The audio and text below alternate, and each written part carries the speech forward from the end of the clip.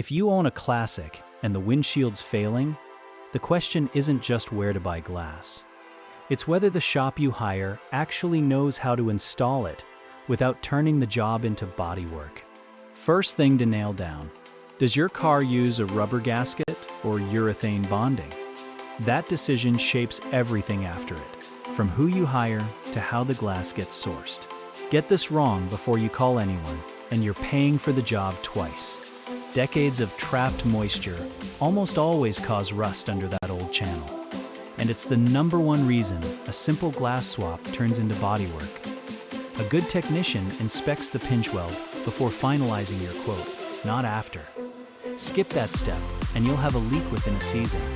Start with OEM pattern reproduction glass, then new old stock, then donor glass, saving custom fabrication for the rarest orphaned models.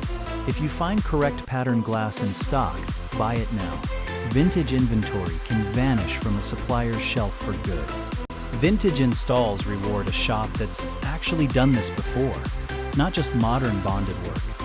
If you're restoring a classic in San Diego, reach out to Speedy Windshield Repair for a free quote and a straight answer about what your car needs.